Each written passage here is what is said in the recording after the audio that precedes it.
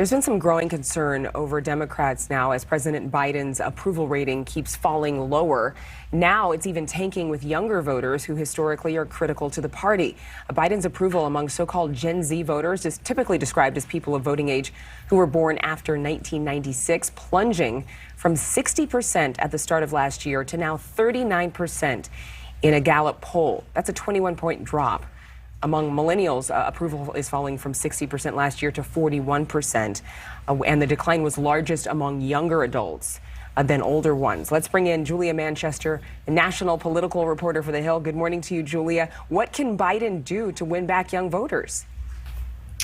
You know, that's a good question, Adrienne. I think you are going to see the White House very much trying to galvanize this young voter base, which historically, I would say, has been difficult for Democrats as well as Republicans to turn out to the polls. If you go back to the Obama years, we do know that young voters were very critical to the Obama coalition. But in general, young voters, it's been hard to really galvanize them, to get them excited to vote. And it's something that Democrats have worked very hard to do. However, with Biden at this point, struggling with voters across the board, it's going to be difficult with young voters. I will say, though, I am curious to see, how this issue of inflation, what young voters are thinking about that. Generationally speaking, this is probably the first time Gen Z voters, even millennials, have experienced inflation to this scale. And, we can debate all day, whose fault inflation is, but at the end of the day, we do know that voters typically blame the person in the White House, and that person in the White House ahead of the midterms this year is Joe Biden. Are the voters actually turning to another party, or are they just looking to someone else in the Democratic Party for their loyalty?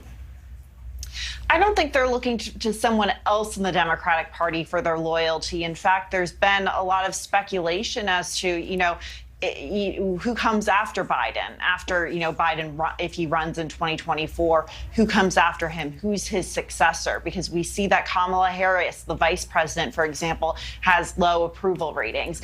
We also know that there's a big split in the Democratic Party between progressives and moderates. In terms of whether young voters are looking towards the Republican Party, I would doubt that, because typically we've seen young voters typically support more liberal positions in the Democratic Party. That being said, though, this obviously does not help the Democratic Party with their approval of President Biden or disapproval, I would say. It probably more benefits the Republican Party, but I don't think they're going en masse to the Republican Party. Before we let you go, I really have to get to this question. Some have speculated that younger voters are frustrated the White House hasn't wiped out student loan debt, but a recent study showed only a third of Americans under age 30 even have student loan debt. So do we have any indication as to what they really want? What's the issue most important to them?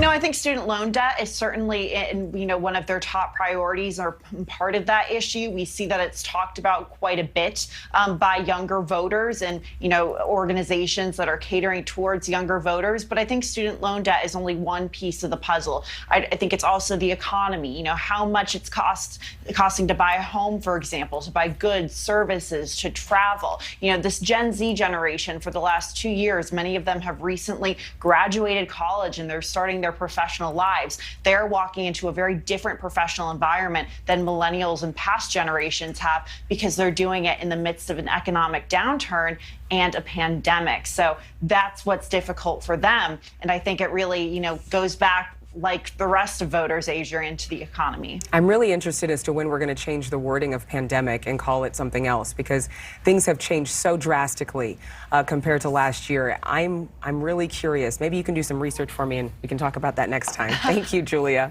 I'll get back to you. All right, sounds good. Thank you so much for watching. Make sure to click on the red subscribe button below so you can get more of NewsNation's fact-driven, unbiased coverage.